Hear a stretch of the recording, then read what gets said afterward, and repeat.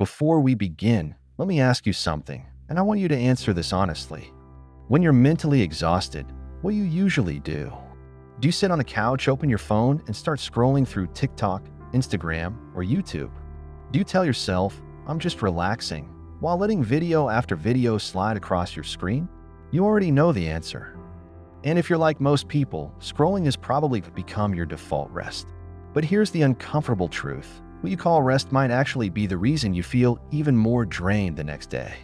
If you've ever wondered why a full evening of doing nothing still leaves you tired, foggy, and unmotivated, then stay with me. Because today we're talking about the biggest misunderstanding people have about rest, and how a simple shift can completely transform your energy, your focus, and your mental clarity. Most people believe rest means stopping physical movement. We think rest means lying down, sitting still, or doing as little as possible. But mental fatigue has almost nothing to do with your body. You can sit perfectly still and end up absolutely exhausted. And you can take a simple walk and feel your mind reset completely. Mental exhaustion comes from your brain, not your muscles. And more specifically, it comes from one very overworked part of the brain, the prefrontal cortex. This is the control center responsible for focus, planning, decision-making, logic, self-regulation, and problem-solving. Every time you answer an email, every time you join a meeting, every time you switch tasks or push through a difficult project, the prefrontal cortex is doing the heavy lifting. That's why after a long workday, your body might feel fine, but your mind feels fried. You're not physically tired. You're mentally overloaded. Here's the part most people don't realize. When your prefrontal cortex is tired, your entire experience of fatigue changes. You feel like all of you is tired, when in reality only a small section of your brain is calling for rest. But instead of giving it real rest, most people accidentally make things worse. They grab their phone, they scroll, they watch videos, they consume more information. They give their tired brain even more stimulation. And this is where the real problem begins. Scrolling actually activates the same part of the brain that was already overloaded. Every swipe requires a tiny decision: watch or skip, like or ignore, stop or keep going. The prefrontal cortex stays in the driver's seat the entire time. So while you believe you're resting, what you're actually doing is pushing your brain into deeper exhaustion. That's why you can spend 2 hours on your phone, get up, and somehow feel even more drained. That's why your eyes burn, your thoughts feel heavy, and your motivation drops to zero. Scrolling might feel effortless, but your brain is working harder than you think. It's stimulation disguised as relaxation. And in the long run, it becomes a cycle that drains people day after day. So what does real rest look like? Real rest is not turning your brain off. Real rest is switching brain systems. When you stop focused work, something incredible happens inside your mind. Another network activates, something called the default mode network. You don't need to remember the scientific term, but you've definitely felt it before. It's the part of your mind that wakes up when you let your thoughts wander. It's what gives you creativity, insight, clarity, emotional processing, and the ability to solve problems without forcing it. This system only activates when you're relaxed and not overloaded with new information. It turns on during simple, repetitive actions. It turns on when you give your brain breathing room. Think about when your best ideas appear: in the shower, while driving, while cooking, while folding laundry, or while taking a quiet walk. That's not a coincidence. That's your brain finally getting the kind of rest it needs. A couple of years ago, I experienced this firsthand. My routine back then was brutal. I worked late nights, pushed through writer's block, and forced myself to stay productive even when my brain was clearly done for the day. And whenever I felt overwhelmed, I did what most people do. I reached for my phone just to relax. But instead of relaxing me, it made things worse. I became anxious, unfocused, and mentally foggy. I woke up tired, worked tired, rested tired, and repeated that cycle endlessly. One night, frustrated and unable to write a single sentence, I finally put my phone down and stepped outside. No music, no headphones, no podcast, just a quiet walk around my building. I wasn't trying to be mindful. I wasn't trying to solve anything. I was simply too tired to do anything else. But after 20 minutes, something surprising happened.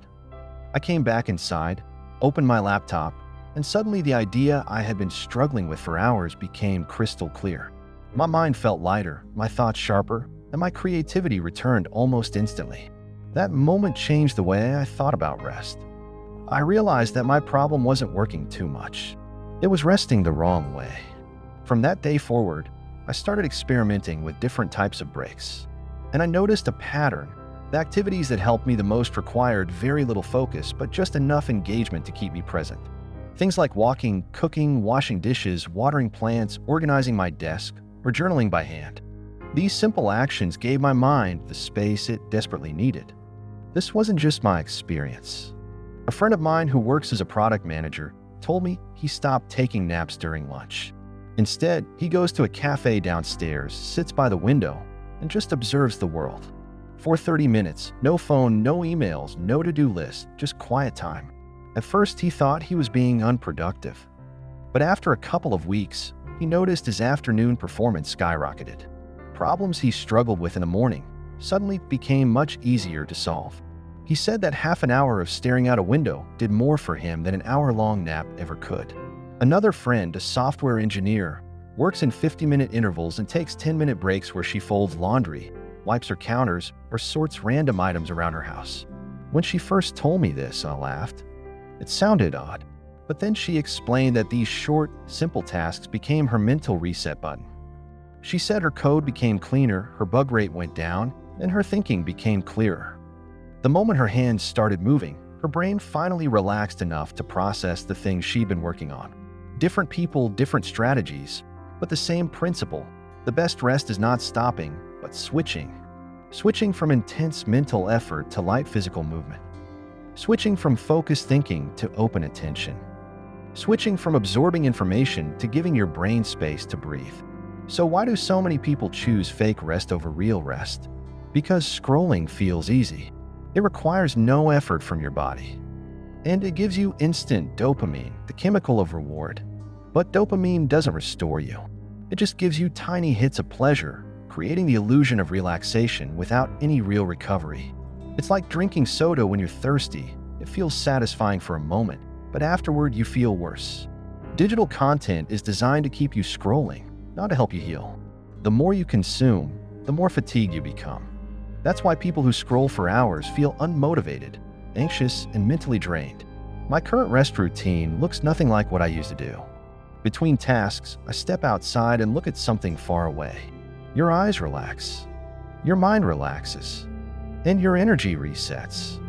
During lunch, I cook something simple. The repetitive motions of chopping vegetables or stirring a pan free my mind in a way screens never could. In the afternoon, when mental fog hits hardest, I clean my desk for a few minutes. I've learned that a clear space creates a clear mind, and that's not just a saying, it's a real neurological effect. And in the evening, I take a walk with no phone and no distractions. Just walking, just breathing, just letting my thoughts drift. These little moments together don't take much time, but they've completely transformed my productivity, my mood, and my creativity.